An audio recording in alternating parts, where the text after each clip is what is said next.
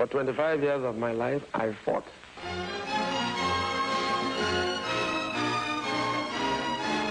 I, Nnamdi Azikiwe, swear that I will be faithful and bear true allegiance to the Federal Republic of Nigeria. Now, if Zik had believed in the total liberation, unification, and the development of Africa in terms of one continental government, if Zik had believed in it, and not just the unity of Nigeria, things would have been different. In the annals of Nigeria's and Africa's history, few names evoke as much respect and debate as Dr. Nnamdi Azikiwe. A man of many firsts, he was a visionary leader who played a pivotal role in Nigeria's and Africa's journey to independence. Nigeria, we hail thee, our own dear native land. Though tribe and tongue may differ, in brotherhood we stand. However, some early sacrifices he had to make for his country and the role he had played during the 3-year civil war in Nigeria would become a subject of vilification amongst some of his people, even years after his death. Philip, officer administering the government of the Republic of Biafra, now wish to make the following declaration: that we affirm we are loyal Nigerian citizens and accept the authority of the Federal Military Government of Nigeria. That we accept the existing administrative and political structure of the Federation of Nigeria. That any future constitutional arrangement will be worked out by representatives of the people of Nigeria. That the Republic of Biafra hereby ceases to exist. That time, if he knew what we know today, he probably would say, okay, let us put a secession clause so that people can go. But at that time, he thought that his duty was to convince Nigerians to be like brothers and to build a nation which we can build. Zik didn't err. The problem was that Zik came way before his time.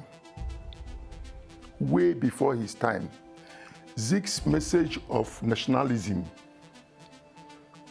wasn't understood at the time when he was propagating them. ZIK of Africa. There are some people who don't understand him, even among us.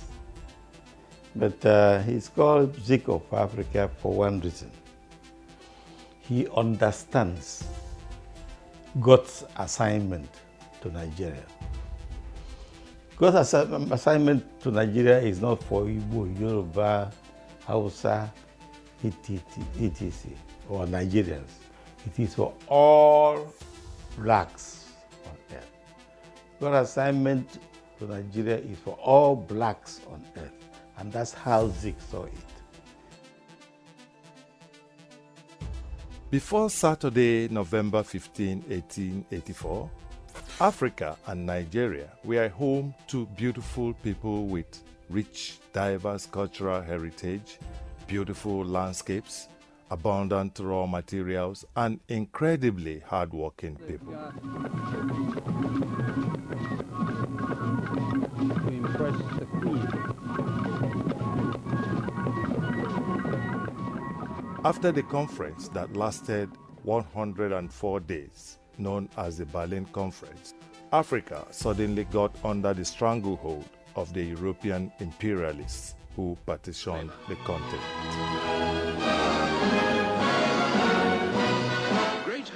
Following the Haitian Revolution and Emancipation Proclamation by Abraham Lincoln, movements for Black and African nationalism began. These marked the Africa and the Nigeria that preceded the birth of Right Honorable Dr. Nnamdi Azikiwe, the great Zik of Africa.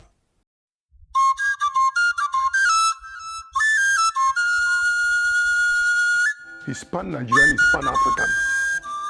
He got said he was in the US in 1925, and he experienced what unity of nations made America to be, and he wanted that dream for Nigeria.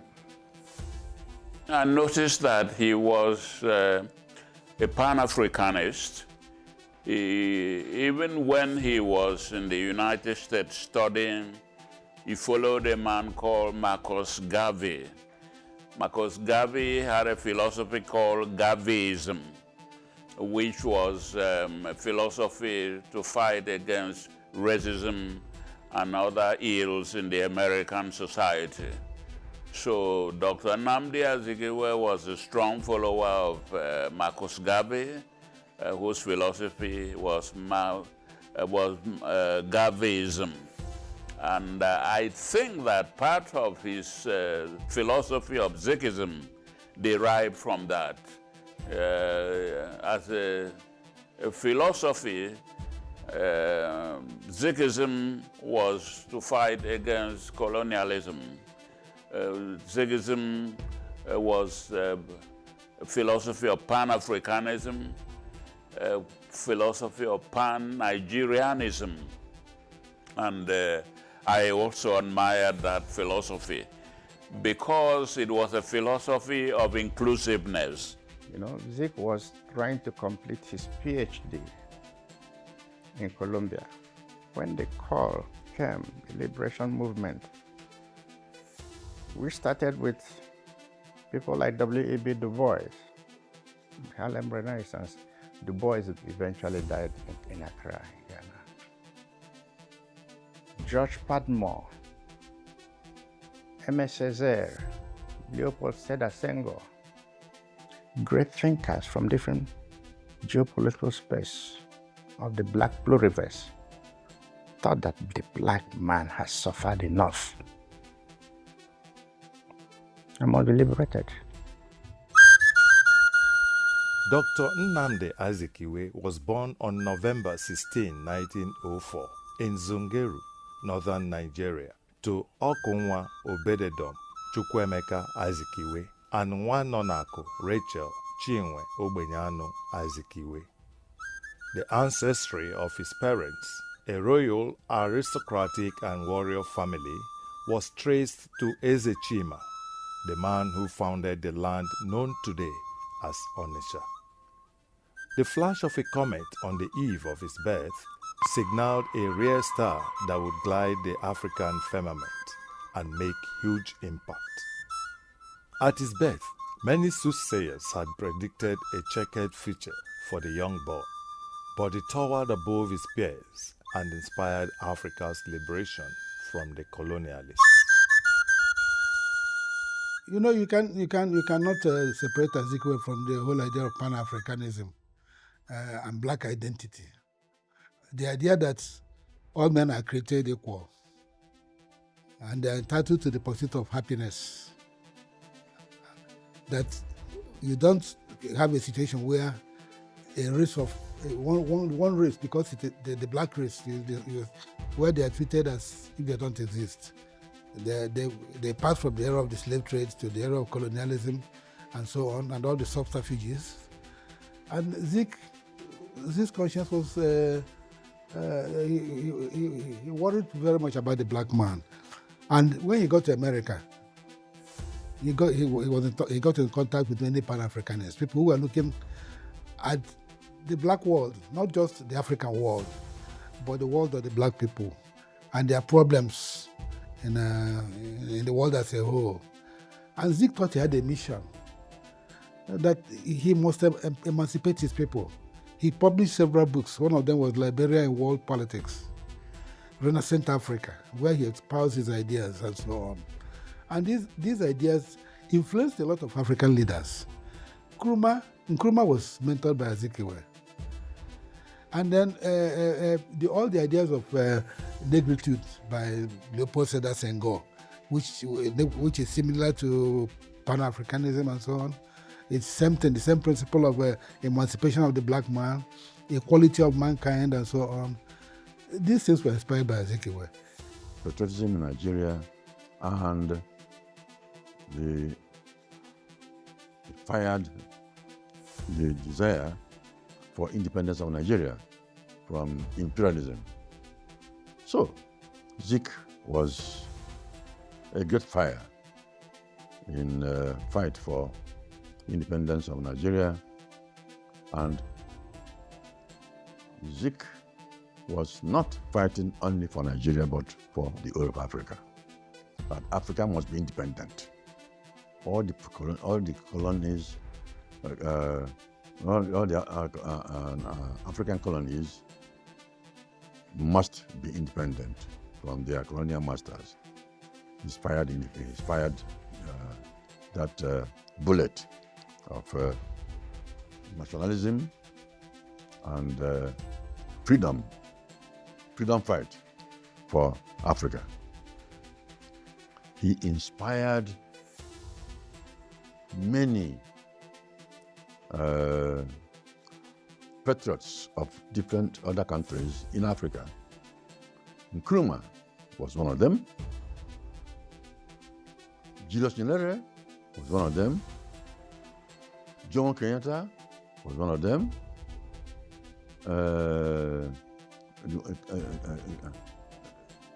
Kenneth Kaunda. All of them were fired by Zik.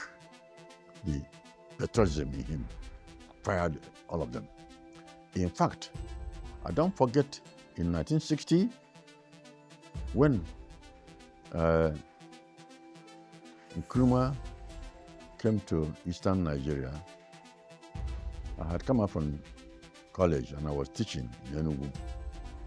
And I learned that Nkrumah was coming to Eastern Regional Parliament.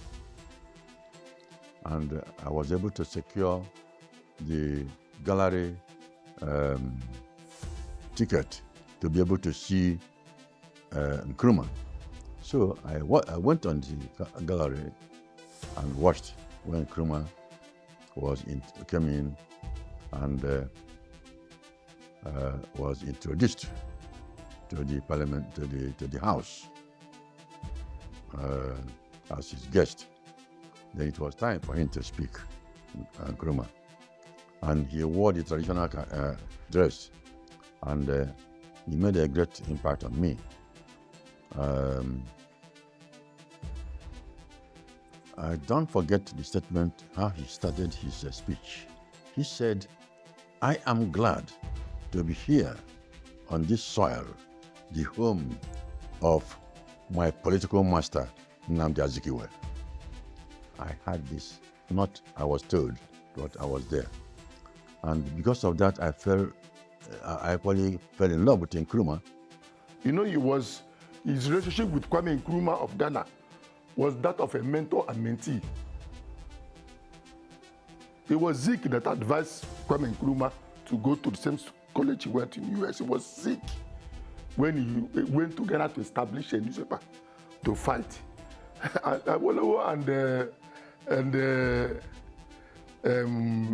What you might call about the believer at that level. They were original guys. The land of his ancestors, Onitsha, was one of the first towns in Igbo land to have contact with European traders, colonialists, and missionaries. Onitsha, being a trading port of old, became a major business hub in West Africa, as well as a city of education.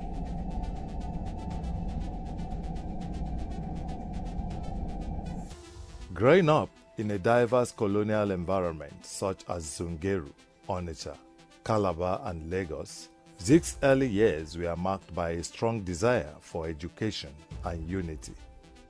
If you remember, Dr. Nnamdi Azikiwe was born in the north, in Zungeru, in present-day Niger State.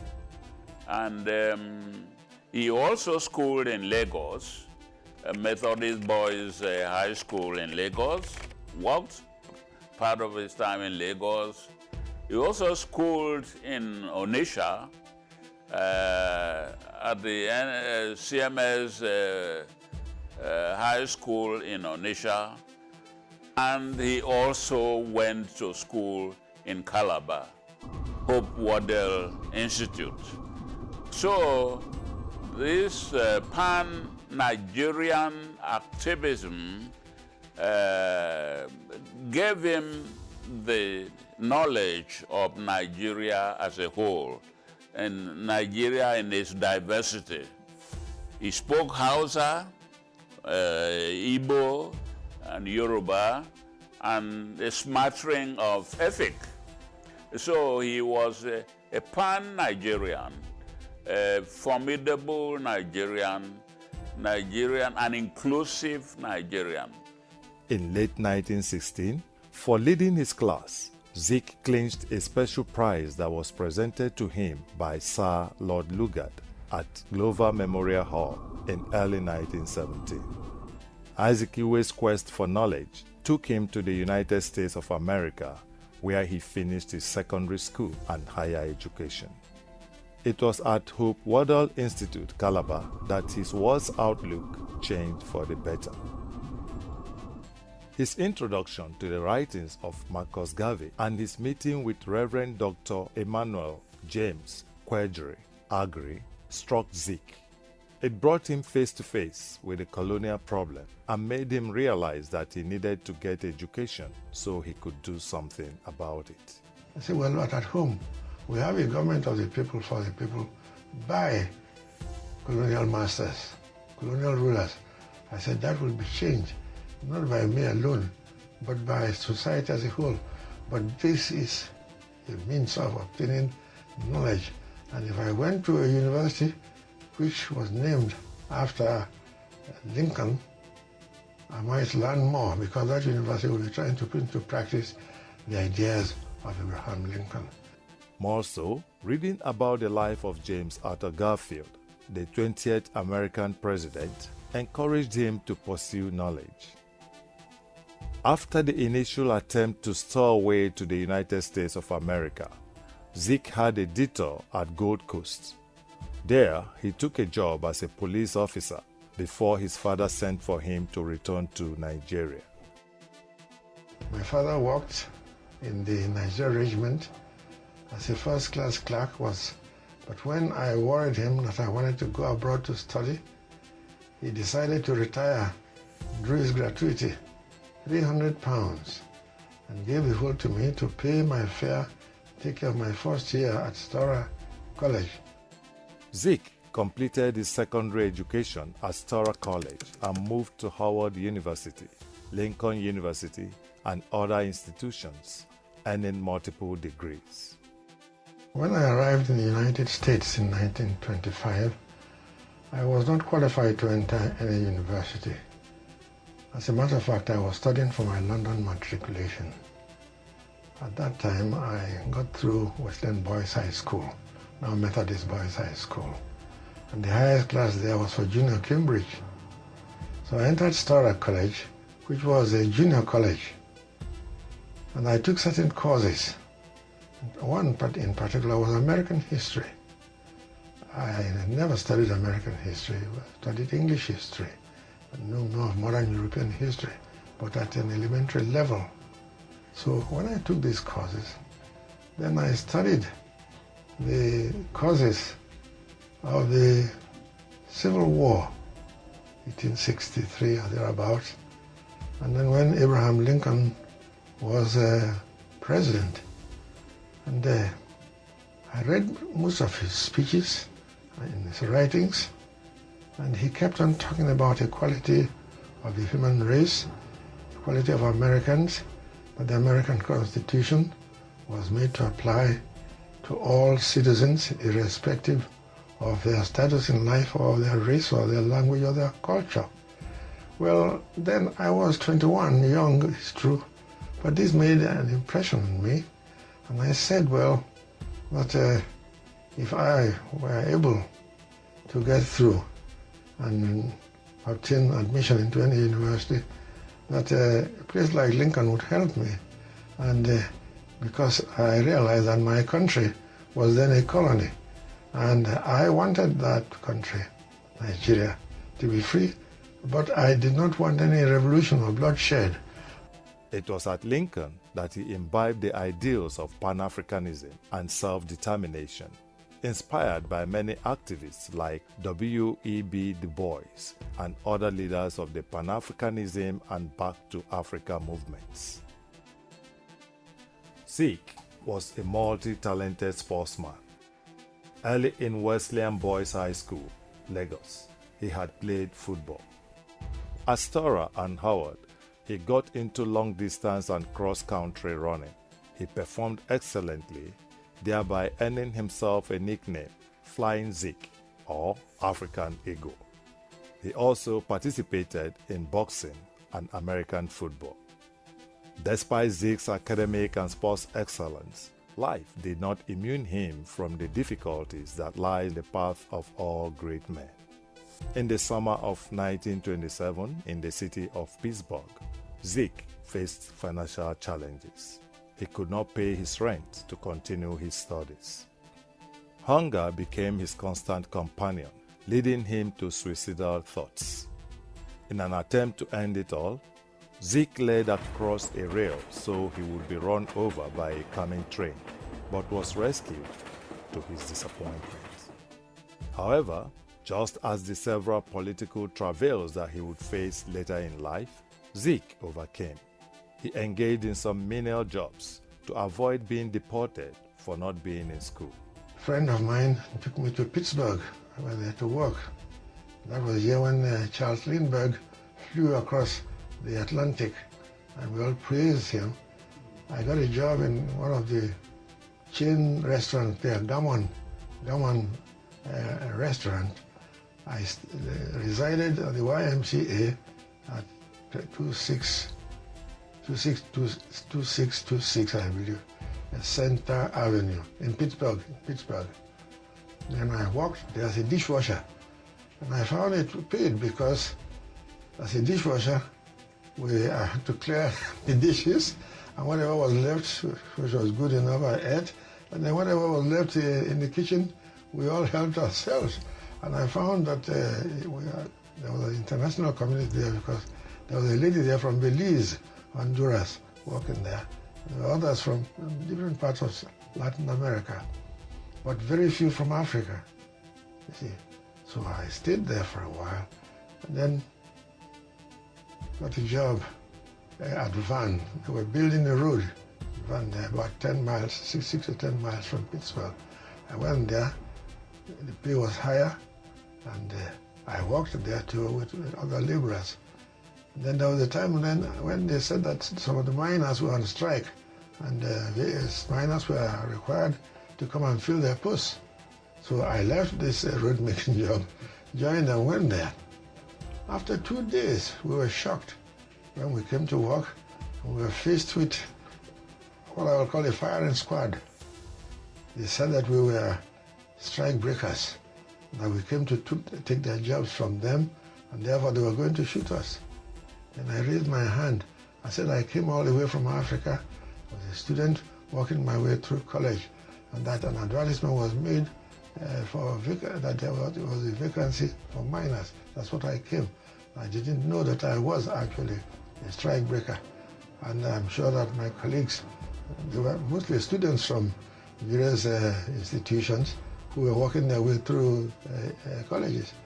And so they spared us and told us the best thing to do to leave. Education and knowledge were the bedrock of Zik's liberation movement. His pursuit of education and the need to mentor others exemplified his true character as a leader. It was not called Kwame Nkrumah then, it was Kofi Kwaya. Then later on changed to Kwame Nkrumah. So he said he wanted to study, but then he had me deliver a lecture. He said that whether you have money or not, if you have the willpower to study and you go to America, you will find an opportunity to work, but you must not distinguish between whatever you're going to do. If it's one, be a laborer. If you want, I told him I was a laborer many years in America, and that it made no difference to my intellectual achievements, and that it helped because it gave me a practical experience to deal with people who are poor or people who are in the lower segments of society. So I told him, I said, if you can do that, I said, you have opportunity. He said, but how? I said, you're right, apply. I said, if you apply, then they'll consider your qualifications. If not, if you're not qualified, they will ask you to take what is equivalent to matriculation. If you finish that, then you can enter. So he had equivalent. So he applied to Lincoln for admission. And Lincoln replied, and he came to my office about 2 months later, full of joy that he'd been admitted as a student at Lincoln. So I said, well, accept my congratulations. I said, I hope you will go there, study, and then watch, then do any kind of work. A laborer, you can work as a laborer. I said, but it would be better for you to work as a dishwasher. I said, then you spend less on what you eat. I said, because so many people, students work in the pantry and in the kitchen.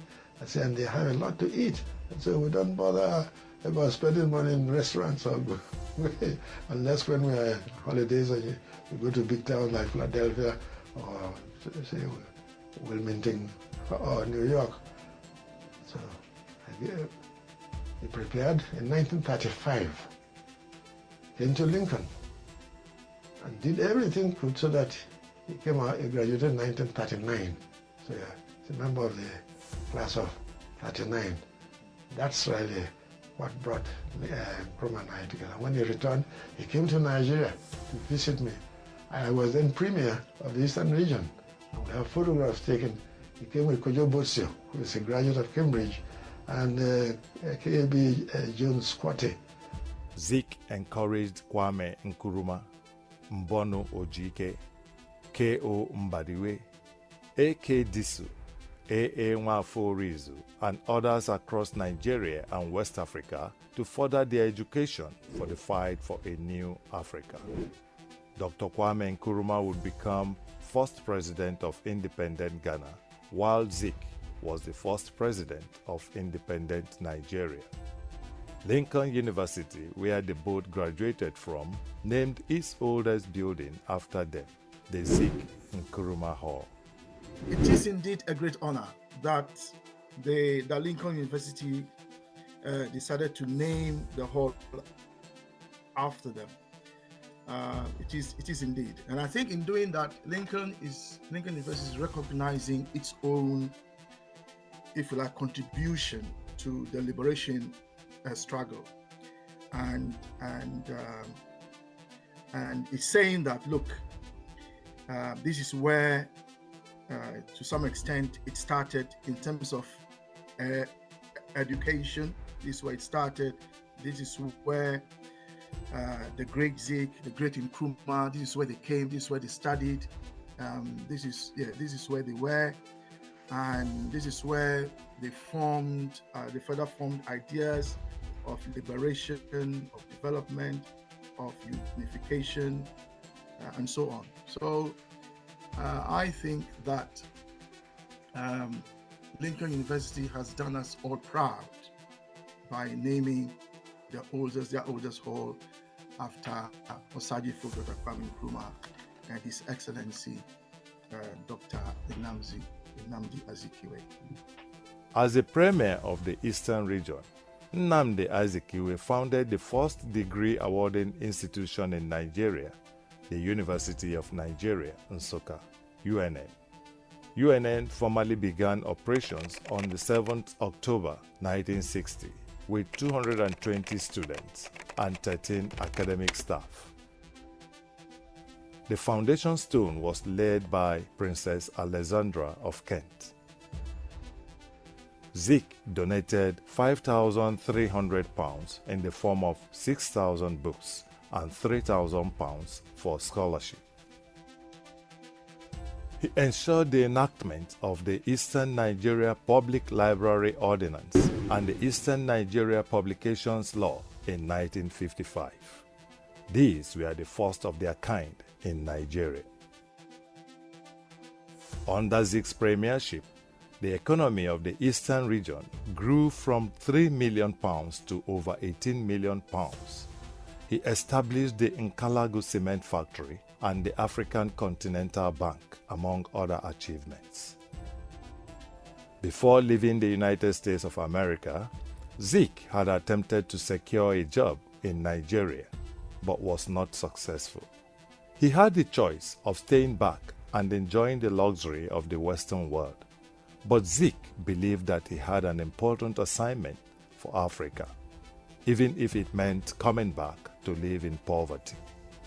He wrote to His Imperial Majesty, Haile Selassie of Ethiopia, seeking an opportunity in their foreign office to work as an expert political scientist. He also wrote to the Liberian government, but only got a response that broke his heart. He was told that there was no such opportunity, and even if there was, it would not be for foreigners. Zik was thoroughly disappointed to have been addressed as a foreigner by a fellow African in Africa. After several efforts, Dr. Nnamdi Azikiwe eventually got an opportunity in the Gold Coast, following a letter he wrote to the businessman, Mr. Alfred J. Okensi. Mr. Okensi had just founded a newspaper called the African Morning Post. He was then running a cinema, a theater. But I read in the papers that he wanted to start a paper and was looking for an editor. So I offered myself as an editor because I took some courses in journalism at Columbia, and I did so well during the summer that I became editor of Columbia University Summer Session Times in 1930 after my graduation from Lincoln. So I said, well, I could use that. So, just as the Gold Coast welcomed Zik back in 1924 while on his runaway mission, it welcomed him again in 1934. Zik took up his assignment with zeal, professionalism, and a deep sense of mission. The African Morning Post focused on creating awareness on socio-political and socio-economic issues affecting Africans. It also dealt with the issues of racial and cultural pride to restore the dignity of Africans. He exposed the African personality to the contradictions that obtained at the time, given the relationship between Africa and the European powers, which had colonized the continent back in 1884. I'm talking about the Berlin Conference, which brought about what is characterized in history as the partition of Africa. I think that with his West African pirates in Nigeria, in addition to what he had done earlier in Accra, Ghana, with the African Morning Post, he was able to expose the Africans to the contradictions that they lived. And he was also able to provide them the necessary information which was later, or which later helped them to become very socially and politically conscious, to begin taking seriously what their rights were vis-a-vis the colonial powers that existed at the time.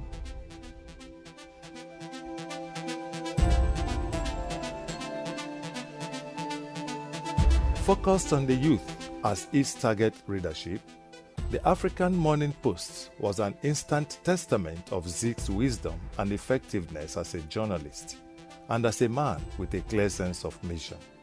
From its initial sales of 3,000 copies a day, the newspaper's sales surged to 10,000 copies per day, dominating the whole of West Africa.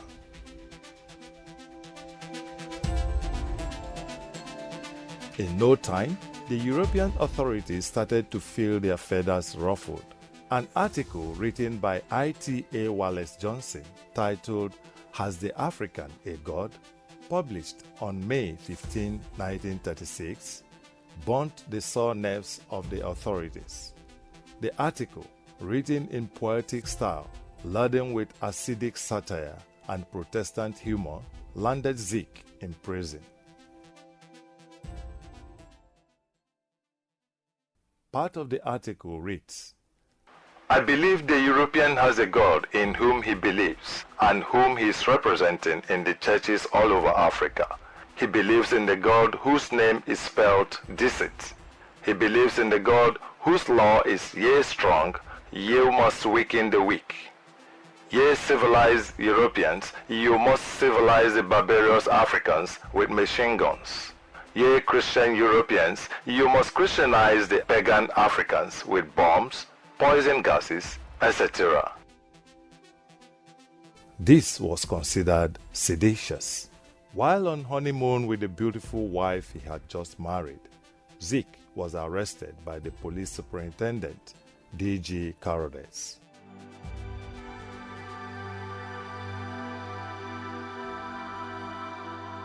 When Zik was convicted by the lower court, he made a short speech outside the Supreme Court in Accra before friends and supporters. He said in part, The fight for liberty has just begun in Africa.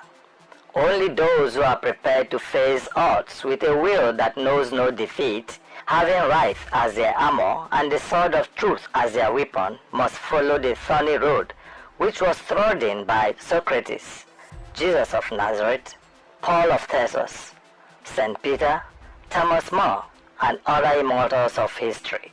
As far as I'm concerned, I am prepared for the inevitable if through this oblation Africa will speed on its way towards redemption and self-determination.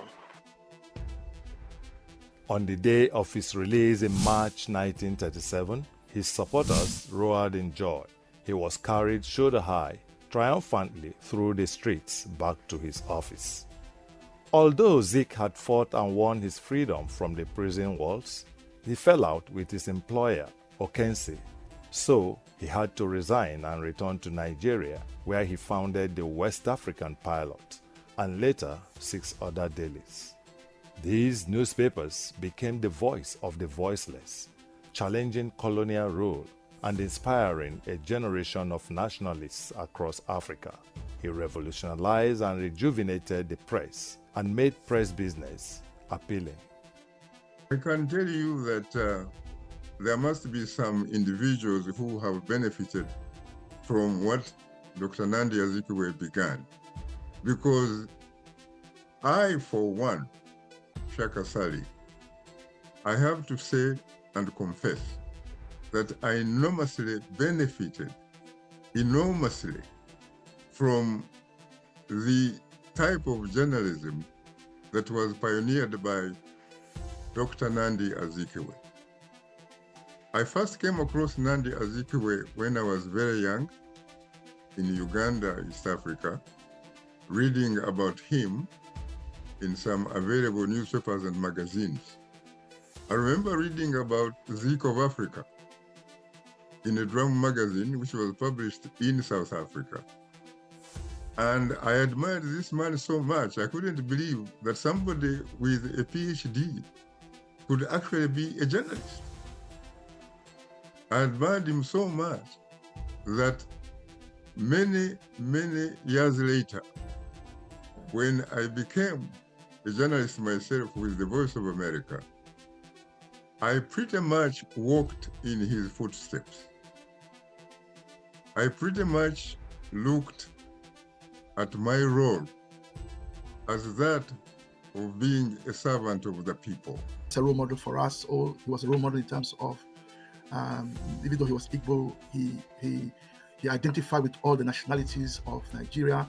He was a statesman. He was for the unity of all Nigerians, not some Nigerians. He wasn't a tribalist. And in that sense, that's a good example for us. We just need to extend that to the whole of Africa. Zik's charisma and eloquence soon propelled him to the forefront of Nigeria's political movement. He joined the Nigeria Youth Movement, NYM. However, he resigned from the NYM in 1941, following a clash with some of the leadership of the youth movement. Zik's exit from the NYM led to its extinction. He later joined the National Democratic, founded by Herbert Macaulay. In 1944, on the suggestion of Zik, over 40 organizations, after a series of discussions and consultations, came together and formed the National Council of Nigeria and the Cameroons, NCNC. Initially, Herbert Macaulay was the leader of the NCNC, but Zik took over after Macaulay's death. The third major candidate is Dr. Nnamdi Azikiwe, head of the National Council of Nigeria and the Cameroon, a long-winded title for a political party. He is a veteran nationalist and a hater of colonialism. The flamboyant American-educated journalist, sportsman, politician, has a devoted following among the Igbo people of the eastern region, and his popularity is spreading. My good friend, the Prime Minister of the Federation, Alhaji Abubakar Tababa Balewa, in his broadcast the other night, committed what I thought was a faux pas, which a Prime Minister should not commit. When the cry goes up for Zik, it has the ring of I Like Ike at a Republican National Convention. Dr. Nnamdi Azikiwe became a thorn in the flesh of the colonialists, leading to an alleged attempt on his life. Following this, a group of young men formed what they called the Zikist Vanguard movement to protect Zik from his enemies. Leaders of the Zikist movement were Kola Balogun, MCK Ajuluchukwu, Abiola Oloba, and others. They made a solemn pledge. Nevermore shall we allow this evangelist to cry his voice hoarse, when millions of youth of Nigeria can take up his whisper and echo it all over the world. However, Zik was to later distance himself from the activities of the Zikists as a result of some differences in principles and ideologies. So Zikism, as it was called, was about spiritual balance, social regeneration, yes, economic determination, mental emancipation, and resurgimento nationalism. That was not Nkrumah's style. Nkrumah he saw himself as a combatant, and as a combatant in that sense, it was Marxism that was a combatant ideology, and from 1947 to 1957, Nkrumah arrived in the Gold Coast in 1947, and for 10 years he waged an unrelenting battle against colonialism. So for him, it was about combat. It was about fighting. It was about being prepared to talk, but also to fight. Not necessarily a war. Yeah. Zik was more of, shall we say, let's sit and talk, let's discuss. If there are any differences, let's talk about it. That is what a parliament does. They discuss issues. Yes, people will say Zik betrayed Zikism, but it was the excess that he didn't like, and some of the things they did, they didn't take. They didn't discuss with him. That was why when some of them started talking before they could think through with what they were doing, Zik retreated a bit, and many people saw it as Zik betraying them. It's an ideological conflict between his followers. It's like sometimes crying more than the bereaved. I think that's probably what happened at that time, with some of those people. Along with other nationalist leaders, Zik engaged in negotiations with the British colonial government. They pushed for greater autonomy in running the affairs of their country. In 1947, Zik led delegates of Nigerians and Cameroonians to the UK to demand for some revisions in the Richard's Constitution. Mr. Arthur Cretch Jones, the Secretary of State for the colonies, rejected their demand. But later, Macpherson assented to the Constitution review. In 1943, Nnamdi Azikiwe proposed to regroup Nigeria into a Commonwealth of Nigeria made of 8 protectorates or subunits. On the other hand, Chief Obafemi Awolowo proposed 8 or 10 units along ethnic lines. This was viewed as balkanization of the country. He argued that pan-tribal unity was a necessary condition for political advancement. But Zik was the one to be accused of enthroning tribalism in Nigeria. After the 1959 elections, Chief Awolowo offered him, wanted him to become prime minister. And, but Dr. Azikiwe, just the kind of thing we're talking about him, he looked at the whole thing. In the parliament, the parliamentary elections, in the Federal House of Reps, the Northern People's Congress had about 160-something members. The NCNC had about 140-something. Now, Action Group had, the NCNC had about 80-something. Action Group had about 60-something. If you put them together plus parties in alliance, like the Northern Elements Progressive Union, which is NEPU, headed by Aminu Kano, they were slightly higher than the number of NPC legislators. So they could have formed a government. But not Azikiwe. He's not driven by ambition. Zik looked at the structure and he found that they're not. The Northern Elements Progressive Union had only about 8 members elected into parliament, and most of them were from Kano. So at the core north, those who had the northern mandate were not going to be in government. If he formed a government with Awolowo, it was going to be a southern, and it might lead to secession. The north would have been tempted to secede. And the man said, no, let us not give the impression that we're isolating our brothers in the north. God has given me everything in life. If you cannot be the sun, be the star. If you cannot be the sun, be the star. If you cannot be a tree, be a grass, whatever, but be the best or whatever you are. And he said the greatest joy he would have is to attain the independence of Nigeria. The day Nigeria would be independent. The thing he fought for all his life. Not power. And they've been using it against him. Oh, he was offered the post of prime minister, but because he hated Awolowo, or because he wanted a government with the Igbos would dominate every position, he said no and joined the Northern People's Congress to form. But I've told you why he did that. The country would have split. There was no way we were going to isolate the North. It got worse with the coming of the Action Group, founded by Chief Awolowo, which led to the dislodgement of Zik and the NCNC from Western region. The amalgamation was a mistake because of the mistake of 1914. I always said Nigeria was a mere geographical expression. Zik said, let's make it a reality. And I think it's because of that many people, many the younger people, because they see that the North and the West were talking about themselves, regionalism.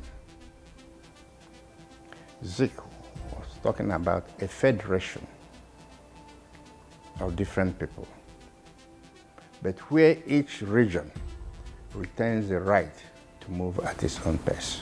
By what he said, one of the things he wrote in one of his books, I think it was in Renaissance Africa, he said, the God of Ethiopia cleared my vista. The God of Ethiopia, that's Abyssinia. The present Ethiopia was known as Abyssinia. Cleared my vista. And I see a noble race of Renaissance Africans. And the history of that great race was unfolded to me. That was a Pan-Africanist sentiment. It was not even Nigerian. It was not even Igbo. It was Pan-African. And he saw himself in that light. And much of what happened in continental Africa from the time of Azikiwe were things influenced by him and his contemporaries. People like Wilmot Blyden or Marcus Garvey and so on and so forth. And these are some of the things we want our younger elements to understand and to see themselves as Renaissance Africans. Dr. Nnamdi Azikiwe, yes, may have been born in Nigeria and is a Nigerian, but he does not only belong to you Nigerians. He belongs to Africa, he belongs to the world, he belongs to all of us. This is a man, when you look at him at the times that he lived, a man who got, for example, a doctorate of philosophy from Columbia University in the 1930s. This is a man that had very, very few peers. When you look at his ideas, you look at his selflessness, we are talking about a person who should be considered to be a pillar to climb on in order to go to the political promised land. Zik would return to the East in 1953 to become the premier of Eastern Nigeria.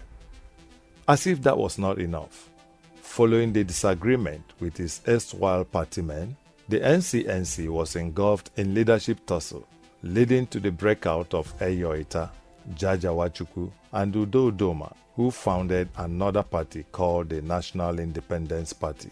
Alvan Ikoku also broke away from NCNC and founded a new party called the United National Party. He managed to take me around 1 or 2 floors. I think we got to the upper floor, the next floor from where we were.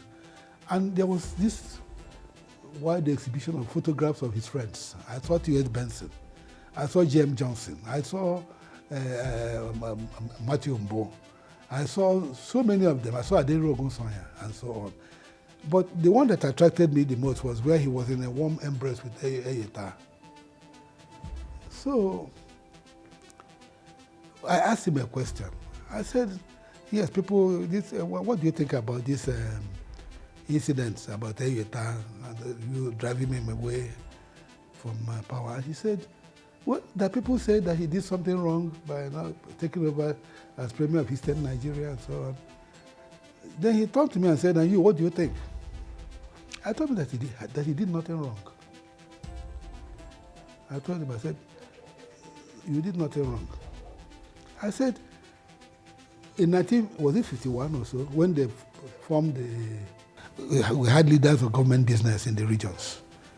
The leader of government business in the Western region was Obafemi Awolowo. Yorubas are the majority in the West, and he took the position. In the North, the Sadwana took the position. But in the East, you gave your own to a minority, to somebody from Calabar, Professor Yita. You didn't take it. You wanted to remain a national leader, playing national politics. But in 1954, I can't remember which constitution it was now. Was it McPherson or Richard constitution? And they were to become premiers. Their party decided, particularly after the debacle in the Western Regional House of Assembly, their party said you should go to Enugu and become premier, so that you have parity of status with Awolowo and Sadwana, who were leading other political parties. It was logical. Although people like me, like I told him, believe that even that decision was wrong, because I would have wanted him to remain a national leader. Because once you become premier, you become a regional leader. But if the party took that decision, Eyeta was, by demands of good conscience, loyalty, and gratitude, he was bound to step down for you. And then he told me to me that he said to me that if that had happened, he would have become premier of Eastern Nigeria when he left for Lagos in 1959. His enemies, former friends, and former allies called him all sorts of disrespectful names, such as opportunist, failure, a ruthless Napoleon, and even a betrayer. They said that Zik was 6 feet of stupidity. You know, he was a tall man, lanky man, smart man, good-looking man, and so on. And they made fun of him and said he was 6 feet of stupidity because he stood for his people.